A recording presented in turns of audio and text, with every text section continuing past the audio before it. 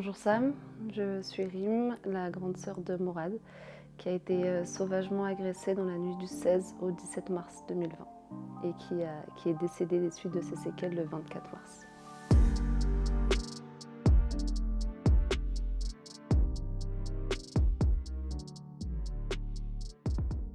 Rim, merci pour la confiance que tu accordes à ma communauté et à moi-même, parce qu'aujourd'hui, tu vas nous partager une histoire pas évidente, une histoire qui a changé la vie de toi, de ta famille, de ton petit frère aussi pour toujours. On va passer par des moments difficiles, mais je crois, si je ne me trompe pas, que si tu souhaites prendre la parole aujourd'hui par rapport aux faits qui se sont passés en 2020, c'est parce que tu as besoin que cette histoire soit toujours présente dans l'esprit collectif, parce qu'elle touche beaucoup de monde. C'est Oui, ça? exactement, elle touche beaucoup de monde et ça concerne encore aujourd'hui beaucoup de familles. Parce qu'en fait, ce qui est arrivé à ton frère, c'est sur fond de rixe entre quartiers. Ce qu'on Exactement, appelle une rixe, c'est un règlement de compte oui. entre, pour le coup, euh, une bande de la ville de Chartres, c'est ça? Alors de la ville de Mainvilliers De, contre à côté de Chartres, hein, Exactement, c'est ça? Contre la ville Lucé, de Lucé, là où on habite. là où vous habitez. Et toi, tu n'es pas d'accord avec ce qui a été dit par rapport à ce règlement de compte. Exactement, parce que pour moi aujourd'hui ce n'est pas un règlement de compte, c'est une mort gratuite qu'a subi mon petit frère cette nuit-là. Tout simplement parce qu'il n'a pas participé à une mort qui a été précédente. Il y a eu une mort précédente. En fait, juste pour expliquer à toutes les personnes qui Ouais, nous regardent, euh, ces jeunes, ils étaient 6 ou 7, 8 ou 9, 8 ou 9, d'accord. exactement. Ils s'en sont pris à ton petit frère, Ouais. qui était à 300 mètres de l'habitation de chez tes parents. Oui, Il rentrait, oui. voilà. Il rentrait avec un ami à lui, ils étaient partis jouer la play chez un autre ami. Son ami en question est parti quand la voiture est arrivée. Exactement. Ton frère, selon les explications de ta maman, est resté parce qu'il ne comprenait pas ce qui se passait. Il estimait qu'il n'avait rien à se reprocher. Exactement. Donc il n'avait pas de raison de déguerpir, de partir. Non, Après, chacun réagit aussi différemment. exactement. Voilà. Et ces jeunes, donc tu dis qu'ils sont 8 ou 9, voulaient, selon les discours, se venger d'une mort qui avait eu lieu 2 mois auparavant, parce qu'un jeune homme de 16 ans avait été tué dans leur ville. Exactement. A été tué dans le centre-ville, donc à Chartres. Ok. Voilà, il s'est fait malheureusement poignarder et il est décédé les instants qui suivent. Et quel est le lien avec ton petit frère? Eh bien, il n'y a pas de lien. Voilà, c'est pour ça que je suis là aujourd'hui, c'est qu'il n'y a aucun lien. Mon frère n'a pas participé d'une quelconque façon à la mort qu'il y avait eu auparavant. Il n'était pas du tout présent sur le lieu, il n'était même pas dans la ville. Donc voilà, je comprends pas. Est-ce que tu sais ce qui s'est passé dans cette nuit-là, du 16 au 17 mars 2020? Alors, c'était la veille du confinement. Le confinement aurait dû débuter le dimanche 17 mars. Donc, mon frère est parti jouer à la play avec un autre ami à lui, chez un autre ami. Et sur le retour, aux alentours de 23h30, deux voitures passent dans le quartier où on habite. Donc, ils les croisent, ils baissent leur vitre en disant on va vous attraper, on va vous tuer. Donc, les deux n'ont pas compris. L'ami de mon frère lui a dit il faut courir. Donc, quand je te dis à 300 mètres, c'était vraiment une petite ligne droite, juste au niveau de la mosquée de notre quartier. Et malheureusement, son ami a couru et s'est caché sous une voiture dans une petite maison. Il a sauté le grillage. Et mon frère est resté sur place en disant mais j'ai rien fait, quoi. Je comprends pas. Et donc, des faits, des caméras de surveillance et de ce que nous ont dit la justice, ils l'ont quand même coursé. Apparemment, il a dû se mettre à courir à un moment donné. Et une voiture a pris un sens interdit, l'a poursuivi. Une autre est restée dans la rue, donc avec un jeune homme, donc je viendrai au fait. Et donc il s'est fait courser. Et de ce que les caméras de surveillance ont filmé et de ce qu'on verra le jour du jugement, 6 personnes se sont déchaînées sur mon petit frère, en le laissant ensuite pour mort et nu. Ton petit frère qui avait 18 ans. Qui venait tout juste d'avoir 18 ans. Ouais. 18 ans et 3 mois. Ces fameuses images de la caméra de vidéosurveillance de la ville, est-ce que toi et ta famille, vous les avez vues? Alors non, pas encore. Est-ce que toi et ta famille, vous voulez les voir, même si ça doit être très dur? Alors de ce que j'ai compris, vu que déjà il faisait très nuit, c'était pas très éclairé cette rue-là, heu, c'est les caméras un peu en noir et blanc, tout gris. On voit des personnes se déchaîner sur quelque chose par terre. Après on voit pas exactement les faits, enfin on voit pas le sang ou mon frère par terre, voilà. On voit ce qui se passe de dos, toutes les personnes sont de dos, mais dans tous les cas, même si on voit pas les images directement, dans la caméra, on va voir plusieurs personnes taper avec ses pieds, donc automatiquement nous on sait que c'était Morad qui était par terre à ce moment-là. C'est ta maman Bouchra, j'ai lu qu'elle disait, elle veut les voir les images Oui. lors du procès. Oui, elle veut comprendre, puisque pendant très très très longtemps avant que notre avocate nous appelle exactement et nous dise qu'est-ce qui s'est passé dans la caméra de surveillance, on se demandait est-ce qu'il s'est fait renverser, est-ce qu'ils l'ont renversé et ensuite ils l'ont tapé, est-ce qu'ils l'ont tapé avec une batte, est-ce qu'ils l'ont tapé avec...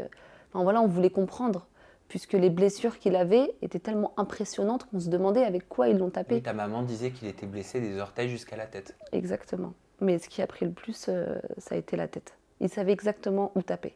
Ça veut dire que leur but était de tuer. Exactement. Oui, c'était pas 2-3 coups de pied ou 2-3 patates et puis tu diras aux autres que voilà ce qu'ils ont fait, on va se venger. Non, non, ils se sont défoulés. Et puis un des suspects dans son témoignage le dit, je me suis défoulé, j'ai pas pu m'arrêter. J'arrivais plus à me contrôler, j'avais de la haine, j'avais de la rage et j'ai écrasé sa tête autant que j'ai pu. En tant que sœur, en tant que grande sœur, comment t'accueilles des propos comme ceux-là? Bah, je me demande déjà si c'est humain, humainement parlant. Est-ce que c'est humain de dire enfin que ça soit mon petit frère ou quelqu'un d'autre, je m'imagine juste une personne par terre toute seule et 6 autres. Enfin, moi, je me suis mis à la place. Et je me suis dit, imagine-toi, 6 personnes t'attrapent, te mettent par terre et te rouent tellement de coups qu'au bout d'un moment, tu n'as plus de force, tu es par terre et tu attends juste que ça se termine. Pourtant, ça a duré. C'est dommage de le dire comme ça, mais si je dis ça a duré que 2 minutes, ça paraît tellement court. Mais sur la vidéo, et c'est 2 minutes, mais qui ont fait perdre 18 ans à mon petit frère et tout le reste de notre vie pour nous. Oui, il y a un article de l'Écho républicain, je Exact. crois, qui parle de 6 à 7 minutes.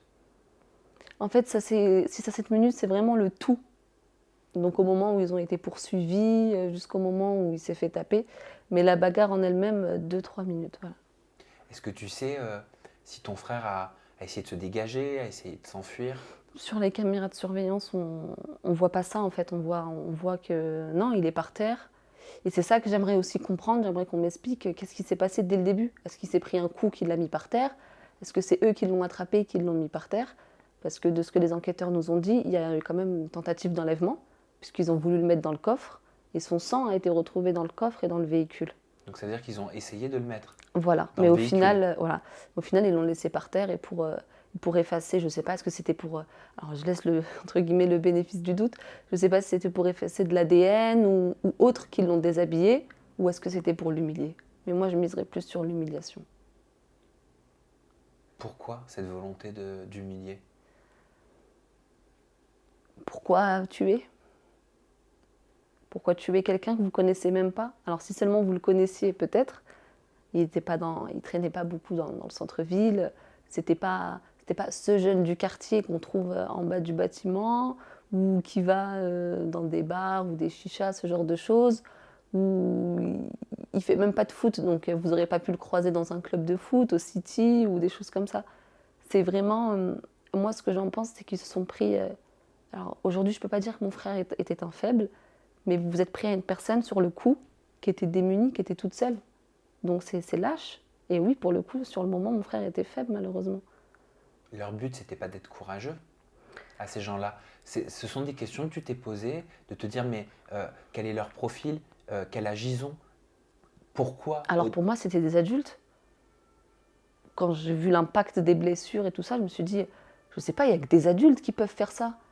Ou c'est pas, c'est des personnes peut-être qui n'ont pas de remords. Mais tu sais, Sam, quand on a lu à quel point ils pouvaient limite mourir pour leur quartier, comme si on était dans GTA ou dans une série mexicaine où ils se baladent avec des armes, ils ont un territoire à défendre. C'est même pas une histoire de drogue avec un territoire à défendre comme Marseille ou une autre ville.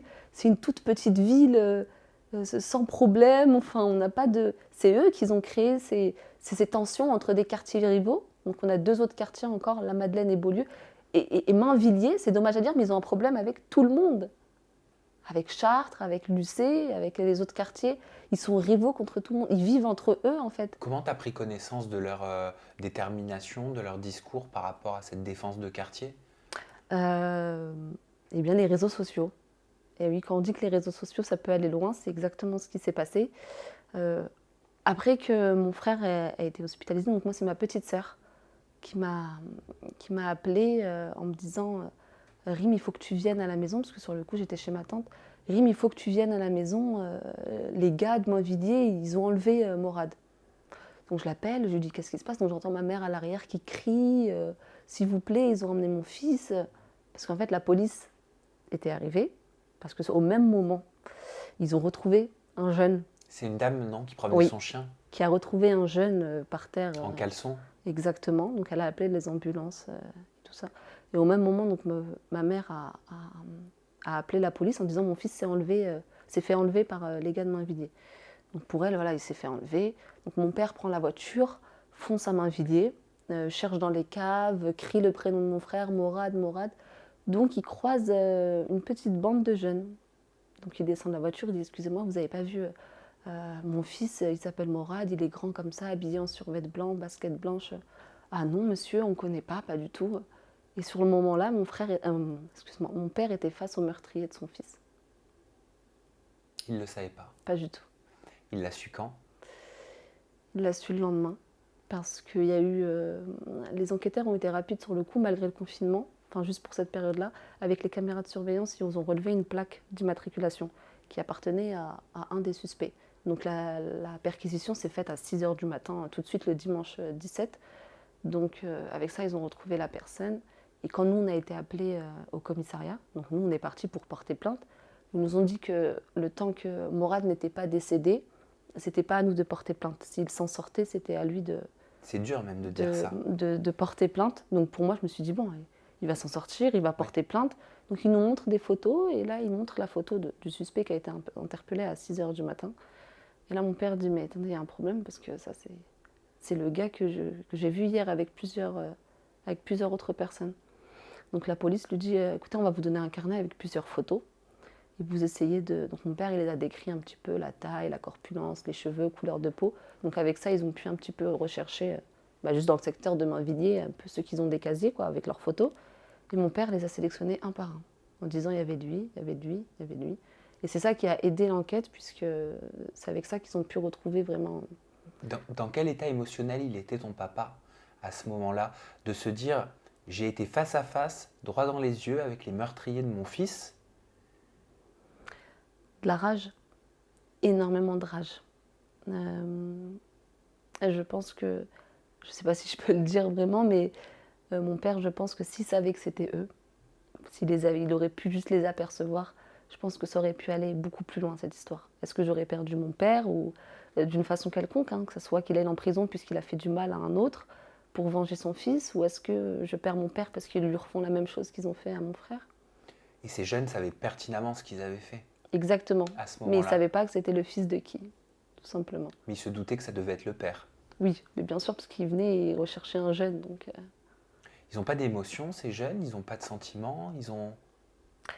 sur les réseaux, ils ont mis sur les réseaux Snapchat, on est le seul quartier où on peut enlever la vie à main nue. Donc pour moi, c'est qu'ils n'ont pas d'émotion. En mettant de la musique et en se filmant, tout fiers de ce qu'ils ont fait. Ils sont où ces jeunes? Alors il y en a un qui est en détention, toujours, puisqu'il a fait certaines choses en détention qui ont fait que ça a prolongé sa mise en détention, et tous les autres sont en liberté.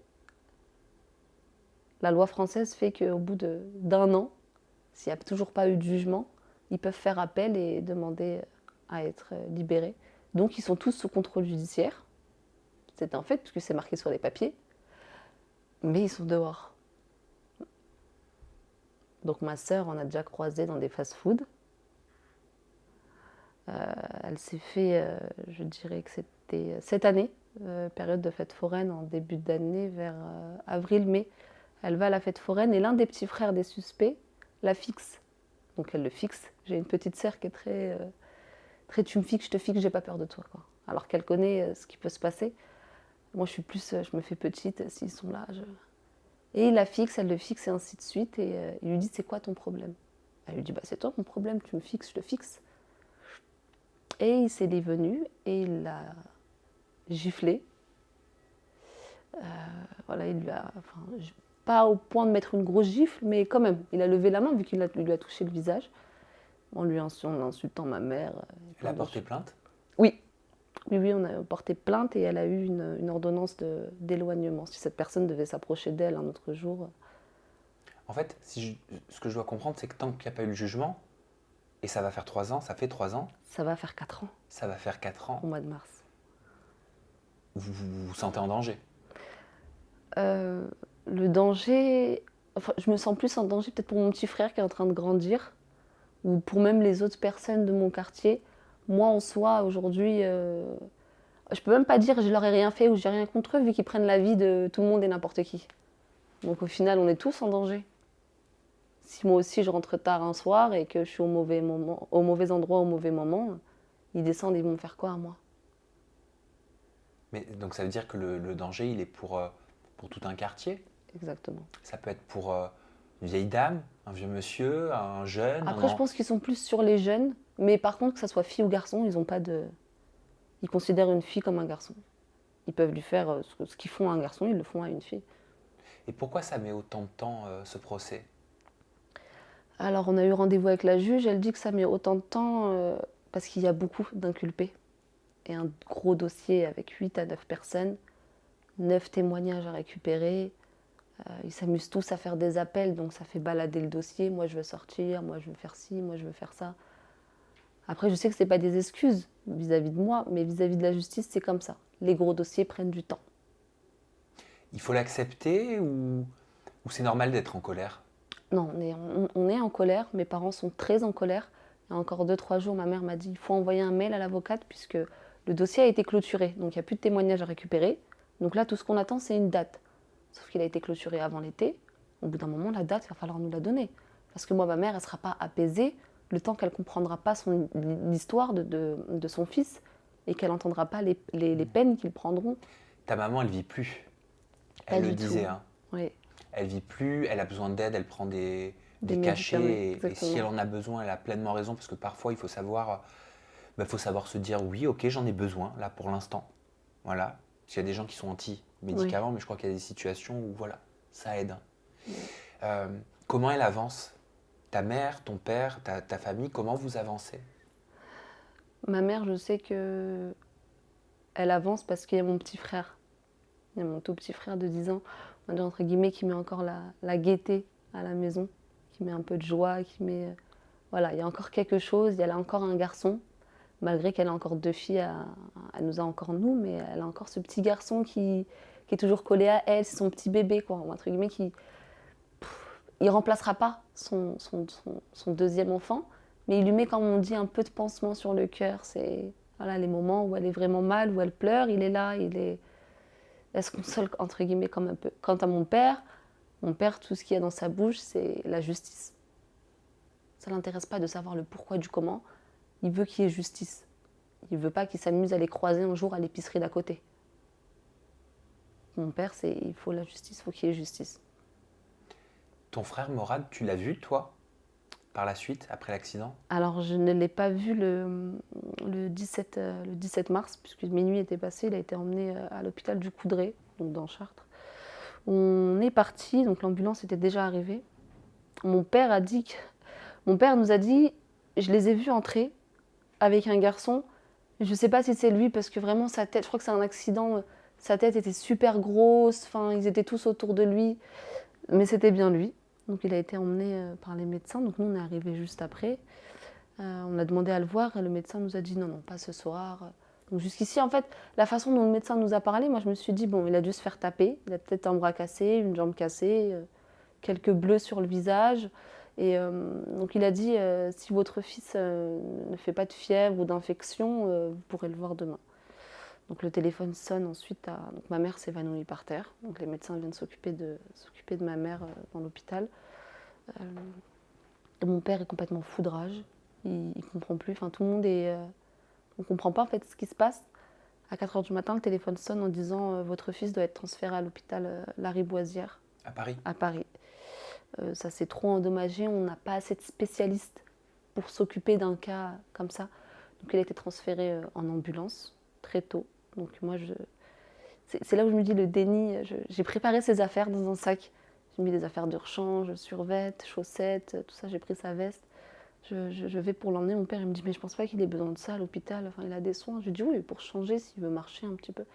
Donc on arrive à l'hôpital Lariboisière. Déjà c'est compliqué d'y entrer. Le confinement a commencé. Les visites sont strictement interdites. Il était au service de réanimation. Et c'était encore plus un service qu'on ne pouvait pas accéder avec tout ce qui se passait durant la période du Covid.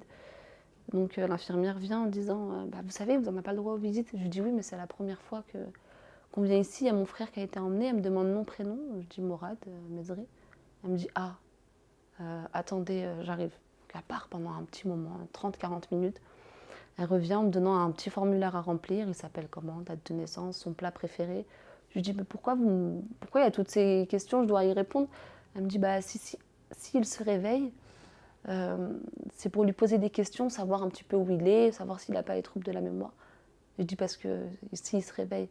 Elle me dit vous n'avez pas vu le médecin? Je dis non. Elle me dit attendez. Donc le médecin nous prend dans une salle à part avec mon père et nous explique que mon petit frère de 18 ans a 3 hémorragies cérébrales. Vraiment beaucoup de blessures au niveau de la tête et qu'ils l'ont mis il est tombé de lui-même dans le coma, dans un coma très profond et que les médecins l'ont quand même mis dans un coma artificiel.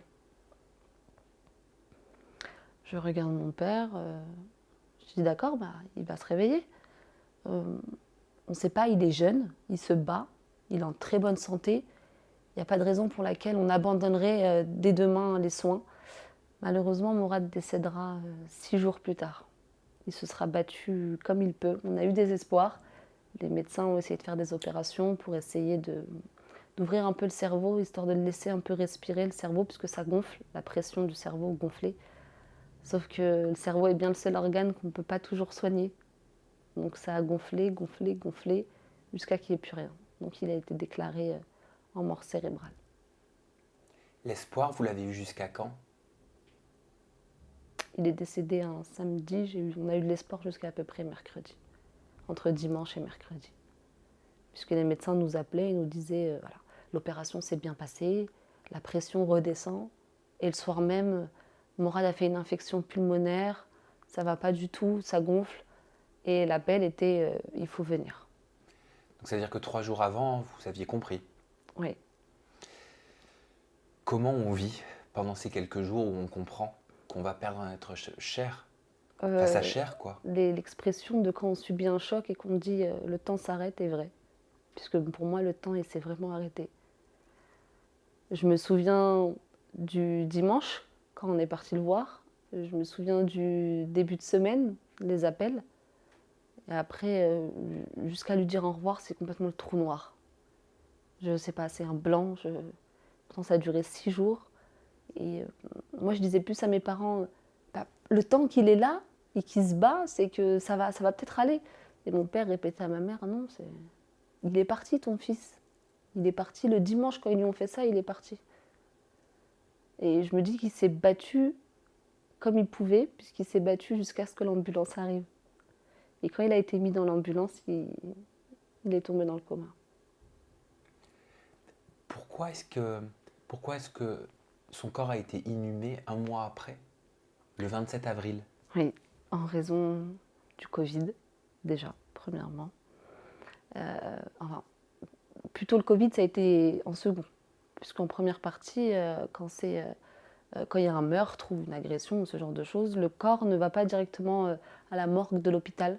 Il va à la morgue, à la grande morgue de Paris, donc celle de la police, qui est donc l'autopsie est faite par un spécialiste de la justice. Donc il va déceler les impacts qu'il y a eu, à peu près avec quoi ils ont été faits et toutes les autres séquelles qu'il avait. Nous, on a retenu la tête puisqu'il était hospitalisé pour ça, mais toutes les autres séquelles qu'il a pu avoir. Donc déjà, ça, c'était très long. Ensuite, avec le Covid, vu qu'on est de confession musulmane, on voulait qu'il soit lavé, qu'il ait un lavage mortuaire fait par un musulman. Donc, vu que c'était très compliqué avec le Covid, de trouver quelqu'un qui puisse aller jusqu'à la morgue de Paris, récupérer le corps et puis faire le lavage mortuaire. Donc, voilà, ensuite, quand tout ça a été fait, on a enterré mon frère au cimetière de notre ville. Vous êtes encore en contact avec son ami avec qui passait la soirée PlayStation? Celui qui a pu partir? Il n'y a pas très longtemps, il était en détention pour des histoires voilà, qui le concernent. Moi, personnellement, j'ai pas eu de nouvelles et j'en veux pas. Est-ce que je suis égoïste de dire pourquoi lui, il a rien et que mon frère a tout eu? Pourquoi il est parti? Pourquoi il n'est pas resté? Je me dis que s'ils étaient deux, peut-être que les cours étaient partagés et que les deux s'en seraient sortis.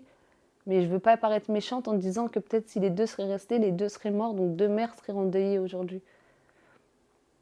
Pourquoi laisser son meilleur ami derrière? Alors je sais qu'avec la peur, l'adrénaline, il peut se passer un tas de choses dans la tête d'une personne, je peux tout à fait le concevoir. La peur a fait qu'il a couru, il a peut-être pas...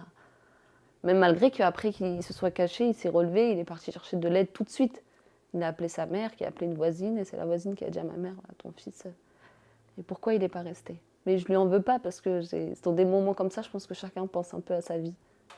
Voilà, malgré que c'était son meilleur ami, c'est comme ça. Pourquoi il est important pour une famille, pour une sœur, de prendre la parole, de parler de son frère, de raconter l'histoire qui lui est arrivée? Pour que ça s'entende déjà, j'aimerais que par exemple s'il y a des jeunes, malgré qu'ils font partie d'un autre quartier, hors de notre ville, qui voient cette vidéo, qui se disent ça fait mal ce qu'on fait en fait. Ce qu'on fait, on enlève la vie, enfin, même des bagarres où des personnes ne perdent pas la vie, hein, tu sais, des bagarres banales entre quartiers, c'est que ça peut aller loin. Un coup de poing, un coup de pied pas bien fait et la personne peut ne jamais se relever. Donc je me dis, et puis aussi pour avoir justice, pour que la justice se bouge, puisque j'ai l'impression que la France, elle est sourde. Elle est sourde face à ces décès. Est-ce que si mon frère s'appelait Arthur ou Pierre, est-ce que ça aurait changé quelque chose? Je pense que oui. Est-ce qu'ils ont considéré ça juste comme un règlement de compte? Encore un Maghrébin qui se fait tuer par d'autres Maghrébins et d'autres personnes. Enfin, j'ai l'impression que pour la justice, c'est juste un Maghrébin qui s'est fait tuer dans un quartier par d'autres personnes d'un quartier. Pourquoi tu as cette impression? Parce que de ce que je vois à la télé, ils sont en fait, la France, j'ai l'impression que ce sont les infos, la justice, omnibulés par des choses qui n'ont strictement rien à voir. Il y a des choses beaucoup plus importantes, comme toutes ces morts qui se cumulent. Alors peut-être les infos n'en parlent pas. Il y a des gens qui sont même pas au courant, qui habitaient dans notre ville, qui étaient même pas au courant que mon frère était décédé. Tu veux dire quoi? Qui préfèrent faire des débats sur le port de l'abaya à l'école, par exemple? Exactement. Je ne sais à combien de personnes, de sœurs, de mères qui ont perdu leurs enfants dans des circonstances pareilles. Combien se sont fait tirer dessus, combien se sont fait poignarder, combien se sont fait lyncher. Pourquoi nos voix, à nous, elles ne s'entendent pas? Pourquoi quand ça vient d'un quartier, ça ne s'entend pas? Et c'est quoi qu'ils appellent un quartier? Des bâtiments qu'on a appelés HLM avec des familles nombreuses à l'intérieur?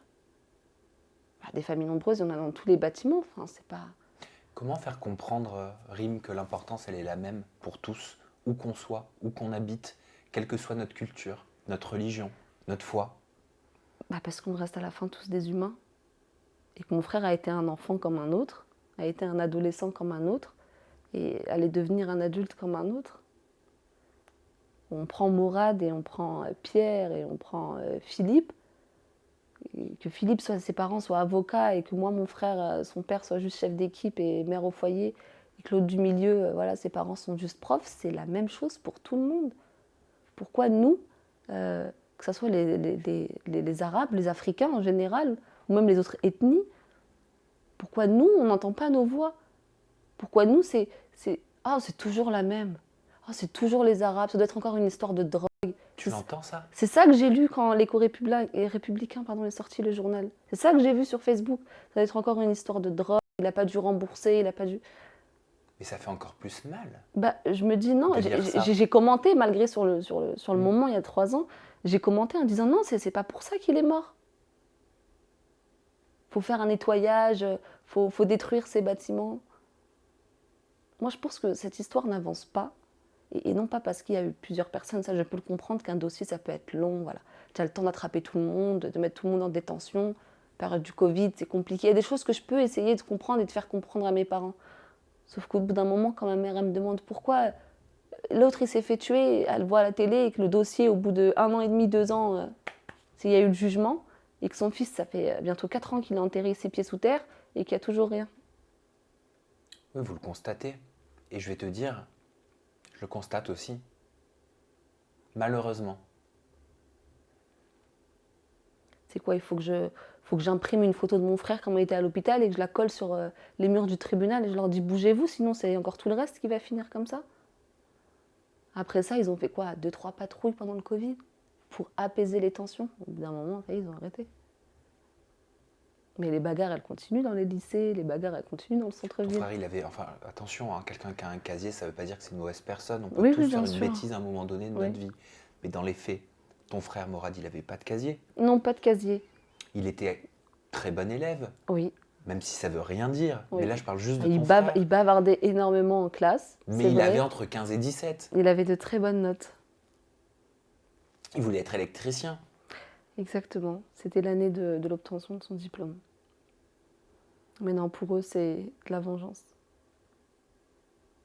Pourquoi la vie, elle a un prix énorme pour beaucoup. Elle est précieuse pour beaucoup. Elle est sacrée pour beaucoup, heureusement. Et pour d'autres, on ne sait pas pourquoi, mais moi-même, je ne le comprends pas. Elle n'a pas de prix. Elle n'a pas de valeur. C'est presque comme un corps humain serait presque comme un objet qui se casserait. C'est pas grave, il y en a d'autres. Exactement. Je ne saurais même pas savoir quoi te répondre, puisque pour eux, peut-être que la vie de mon frère n'en valait pas la peine. C'était regarder ce qu'on a fait. On a tué quelqu'un à main nue. On vous a fait mal comme vous nous avez fait mal. Et ça, c'est des filles qui l'ont dit sur les réseaux sociaux. Après que j'ai posté un œil, dent message, pour dent. voilà. Après que j'ai posté un message, encore mon frère n'était pas décédé, juste en disant faites des prières, voilà, donc faites des du'a, faites des prières pour mon frère qui s'en sorte. Enfin, un texte comme n'importe quelle personne d'une famille qui est en train de perdre une personne le posterait. Et là, donc je ne l'ai pas reçu directement, mais j'ai reçu des captures d'écran d'autres personnes qui avaient ces personnes-là de m'inviter dans les réseaux. Mais elle peut aller se faire voir, elle peut aller truquer sa mère, on s'en fout qu'elle est mal. Vous aussi, vous avez fait pleurer une famille, vous aussi, vous avez endeuillé un quartier. C'est le sang par le sang. Mais excuse-moi, t'es une fille déjà, donc déjà, qu'est-ce que tu viens avoir dans cette histoire? T'as 14 ans, tu viens me dire œil pour œil, dent pour dent. Tu connaissais pas mon frère. Et eux, ils sont venus, ils vous ont dit on a tué quelqu'un de l'UC. Ils vous ont pas dit qui ils ont tué. Ils vous auront pas raconté l'histoire de la personne qu'ils ont tuée. Non, on a juste tué quelqu'un de l'UC. Donc ça, c'est une fierté. C'est un trophée pour eux. Donc nous, demain, notre quartier, ils enlèvent encore la vie d'un autre là-bas. Ben, c'est ainsi de suite, c'est du ping-pong en fait. Vous enlevez, on enlève, vous enlevez, on enlève. Vous vous vengez, on se venge. Vous avez pensé à déménager? Oui, ma mère a posé plusieurs demandes, mais elle ne veut pas déménager loin du cimetière. Donc malgré qu'elle change de logement, elle va rester dans le secteur. Mais déménager loin, ça ne l'intéresse pas. Enfin, du moins, ça ne l'intéresse plus, puisque je suis née à Paris, mon frère est né à Chartres. Ma mère a déménagé de Paris pour la banlieue et a déménagé dans une petite campagne. Je tiens à préciser que Chartres, c'est vraiment une petite campagne. C'est vraiment, il n'y a rien de glorieux. Et pour être calme, pour élever ses enfants dans le calme, vraiment ça n'a pas... Et j'ai l'impression de voir que de plus en plus dans les endroits qu'on pense calmes, il se passe des choses phénoménales. Pourquoi? Pour prouver. Notre quartier, c'est quelque chose. On n'est pas de Paris, mais nous aussi, il y a des meurtres, nous aussi, il y a de la prostitution, nous aussi, il y a de la vente de drogue, nous aussi. Donc je ne sais pas, est-ce que c'est un concours de rivalité, de qui sera le plus fort, de leur enlever une vie? Tu crois qu'on se reconstruit? Tu crois que vous allez pouvoir vous reconstruire un jour ou vivre avec tout le temps? Il faudrait d'abord accepter la mort. Vous l'acceptez pas encore? Non, moi personnellement, pour mon cas, je ne l'accepte pas. Je pensais qu'avec le temps, alors il y a des moments de joie où on n'y pense plus. Oui. Parfois quand on est en vacances, quand on rejoint voir la famille. Et ça te rattrape? Et d'un coup, tu es allongé le soir dans ton lit et bam, tu as son visage qui te ressort en pleine face. Alors, oublie-moi pas. oublie pas ce qu'ils m'ont fait. Moi, c'est comme ça que je le prends. Je le prends en mode, vis pas ta vie, Rim, s'il te plaît, m'oublie pas. T'as l'impression que tu peux pas vivre ta vie? Non. Tu la vis pas ta vie? Je la vis parce que je me lève tous les jours, je m'occupe de mon enfant parce que j'ai un enfant, Mhm. mais j'ai beau me retrouver toute seule à la maison, ou en pleine nuit, j'arrive pas à dormir parce qu'il fait chaud ou autre, et d'un coup, je vais me remémorer tout ce qu'ils ont fait, malgré que j'étais pas présente. Mais je vais me faire un film, un scénario de la poursuite, quand ils l'ont attrapé, quand ils l'ont... Tout. Ouais, t'es hanté. Et je pense que s'il y a des personnes qui un jour, je l'espère pas, hein, mais qui vont vivre ça, je leur souhaite, si la personne est vraiment malheureusement blessée, de ne pas aller à l'hôpital et de voir. Je sais que au revoir, c'est important de dire au revoir à une personne qui nous est chère, mais des fois, l'état du visage ou l'état du corps peut choquer. J'avais jamais vu de personnes comme ça, hormis quand je regarde un film, hein, un bleu ou un cocard, et j'ai jamais vu de personne dans un cercueil non plus. Alors de me dire que la première personne que j'ai vue, c'était mon bébé, je ne peux pas. Dans le cycle de la vie, de base, on enterre ses grands-parents, ses parents, et ensuite la grande sœur ou le grand frère, enfin c'est ainsi de suite. On n'enterre pas ses enfants avant. Ma mère, c'est ce qu'elle a fait. Avant d'enterrer sa mère, elle a enterré son fils. Demain, je sais que ma mère, s'il peut... Ma sœur, elle rentre pas à l'heure qui lui est indiquée, elle répond pas au téléphone. Ma mère, elle est en panique. Comme je te l'ai dit, ce qui s'est passé à la fête foraine, ça l'a mis complètement en panique. Elle est sortie de la maison en laissant tout allumé avec mon père. Ils sont partis à sa recherche. Mon père était prêt à en découdre, ça aurait pu aller très loin. Ils ont beaucoup de chance quand ils sont arrivés là-bas et que les autres n'y soient plus. Et j'ai peur pour... Aujourd'hui, j'ai qu'un enfant, mais j'ai peur pour mon enfant. J'ai peur pour mon petit frère qui est en train de grandir. Aujourd'hui, il a 10 ans. Mais quand je sais que c'est des personnes de 15 ans qui ont tué mon frère, bon, quand je dis 15 ans, c'est entre 15 et 22. Donc, qu'est-ce que déjà des personnes de 22 ans font avec des personnes de 15 ans à 23 heures du soir? Je ne peux pas remettre la faute sur les parents, dire qu'ils ont mal éduqué leurs enfants, puisque au final, la rue, elle éduque comme elle veut. Tu peux être très bien éduqué à la maison, et à l'extérieur, t'es un fouteur de trouble, quoi. Tu fais vraiment le bordel que tu veux à l'extérieur. Et quand tu rentres chez toi, t'es sage comme une image. Donc au final, c'est même pas de l'éducation, ils se suivent. C'est des moutons. Ils se suivent les uns les autres. Voilà. Je comprends pas. À 15 ans, comment tu peux prendre ton pied et écraser une tête sur le sol sans que ça te fasse ni chaud ni froid et que tu es prêt à recommencer? Puisqu'ils le disent que si c'était à refaire, ils le refont. Ça doit être dur de pas, en plus, hein, je trouve, hein, de pas entendre de culpabilité. Même si la culpabilité, elle n'efface rien. La vérité, demain, ils me disent je suis désolée, Alors désolé, il va pas me le ramener. C'est Alors certain. désolé, il va pas m'apaiser. Je dormirai pas mieux. J'espère qu'ils sont désolés pour eux-mêmes, pour leur conscience déjà. Puisque je l'espère de tout cœur quand ils vont finir en prison et qu'ils vont s'allonger et qu'ils vont être au quartier arrivant, ils savent pourquoi ils sont là. Et bon, vu que certains snappaient dans les cellules, faisaient des vidéos, ils vivent tellement bien en prison en France. Je suis désolée, mais ils vivent tellement bien qu'en fait, qu'ils soient à l'extérieur ou à l'intérieur, pour moi, ils s'en foutent. Ils se retrouvent avec les co-détenus, c'est leurs copains. Puis eux, je suis sûre qu'ils vont arriver là-bas, c'est une fierté pour eux. Bah, tu sais, ils n'ont pas agressé une mineure ou une petite fille. Ils ont agressé un mec du quartier rival, donc pour eux, c'est une fierté. On a vengé notre pote. Et les gens, c'est comme ça qu'ils vont le prendre. Ah, ils ont vengé leur pote, c'est des mecs bien. Ouais. Ils ont vengé un de leurs frères, c'est bien. Ils n'ont pas laissé impuni. Et moi, si je fais ça, si je me lève un beau matin et que je vais me venger, mais pas sur eux, sur une de leurs sœurs, une petite, hein, 10 ans, je viens et puis je la renverse, ou je lui écrase la tête contre le sol, ça va leur faire quoi? Je pense que ça va leur faire très mal. Ils vont me dire quoi? Elle avait rien à voir?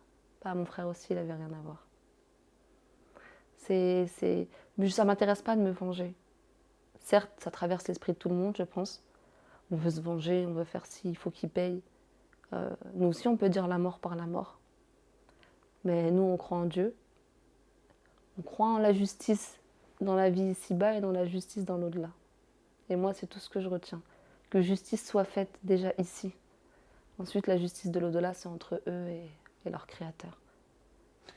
Comment on peut t'aider, Rim? Comment on peut aider ta famille? Comment on peut porter votre discours? Est-ce que tu as mis en place un compte Instagram? Est-ce qu'il y a quelque chose qui fait qu'on peut contribuer à notre échelle? Une cagnotte, je sais pas.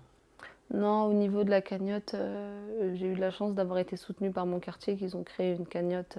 Parce que ma mère avait fait une assurance vie pour tous ses enfants, pour nous tous comme aujourd'hui. Elle ne pensait pas qu'elle devrait l'utiliser un jour.